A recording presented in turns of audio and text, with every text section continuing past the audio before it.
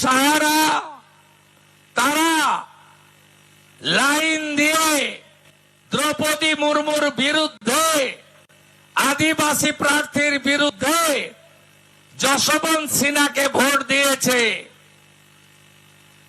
আমরা রাষ্ট্রপতি মহোদয়াকে আর উড়িষ্যার প্রান্তিক গ্রাম থেকে উঠে আসা এক আদিবাসী নারীকে যখন বিজেপি ভোট দিয়ে জেতায়, তখন তৃণমূল সেই আদিবাসী মহিলাকে হারানোর জন্য ভোট দেন। এরপরেও কি বলতে হবে কারা আদিবাসীর বন্ধু আর কারা আদিবাসীর শত্রু? আজকে দুটো রাজ্যে মুখ্যমন্ত্রী আদিবাসী সমাজের ভারতীয় জনতা পার্টি করেছে। ছত্তিশগড়ে বিষ্ণুদেব সাই এবং উড়িষ্যায় মোহন মাঝি। আদিবাসীরা প্রশ্ন করবেন না এই রাজ্যে আদিবাসীদের অধিকার, সম্মান, মর্যাদা কেন এখনো কার্যকর হলো না?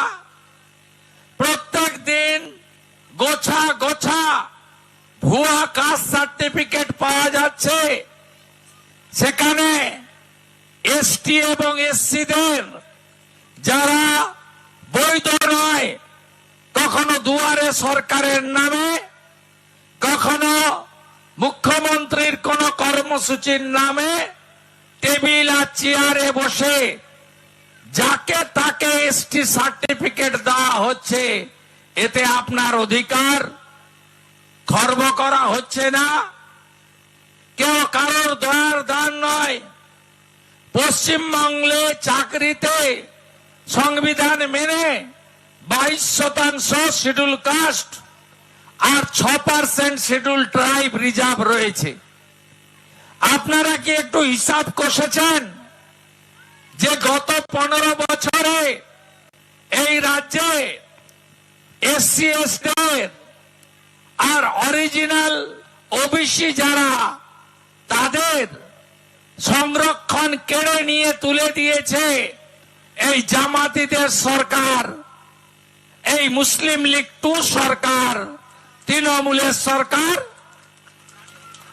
আজকে 6 লক্ষ কর্মসংস্থান অবলুপ্ত করা হয়েছে এবং 1,15,000 civic volunteer, 4,000 village police, 10,000 BSK, 60,000 বিভিন্ন কন্ট্রাকচুয়াল নিয়োগ করা হয়েছে।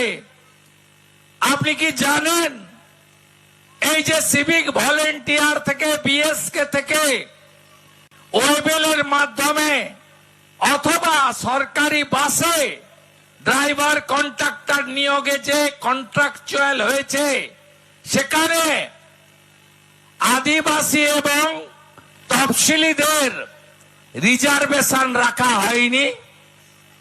পশ্চিমবঙ্গ সরকারের কোন কন্ট্রাকচুয়াল জবে রিজার্ভেশনের যে নিয়ম, যা কেউ দয়া করেনি, বাবা সাহেব আম্বেদকর দিয়ে গেছিলেন, তা মমতা ব্যানার্জি হরণ করে নিয়েছে।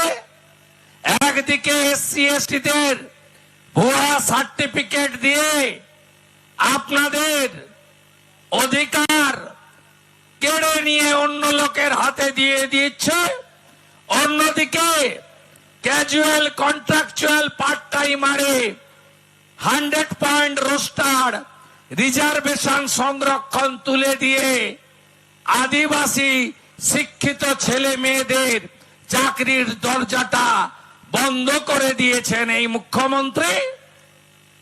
আপনারা কি জানেন এই রাজ্যে, আপনাদের স্মরণ করাতে চাই, পণ্ডিত রঘুনাথ মুর্মু প্রথম অলচিকি লিপি কবে বের করেছিলেন, আবিষ্কার করেছিলেন? 1925 সালে। তারপরে কংগ্রেসের সরকার, তারপরে অন্য দলের সরকাররা, সিপিএম সমর্থিত সরকার দিল্লিতে এসেছে, সাঁওতালি ভাষার মর্যাদা কেউ দেয়নি। সাঁওতালি ভাষার মর্যাদা কে দিয়েছে জানেন? ভারতীয় জনতা পার্টির প্রতিষ্ঠাতা নেতা ভারত রত্ন অটল বিহারী বাজপেয়ী। তিনি সাঁওতালি ভাষাকে অষ্টম তফসিলে মর্যাদা দিয়েছেন। আপনি বলুন তো, এখানে 12% রামপুরহাটে আদিবাসীরা থাকেন, পাশে সিউড়িতে 10% থাকেন। আপনারা বলুন তো, প্রাইমারি স্কুল, হাই স্কুল, কলেজে গিয়ে আপনি বাংলা, ইংরেজি, অঙ্ক, বিজ্ঞানের সঙ্গে যদি সাঁওতালি ভাষায় পড়তে চান, বই পাওয়া যাবে, সিলেবাস পাওয়া যাবে, টিচার পাওয়া যাবে? উত্তর হবে না।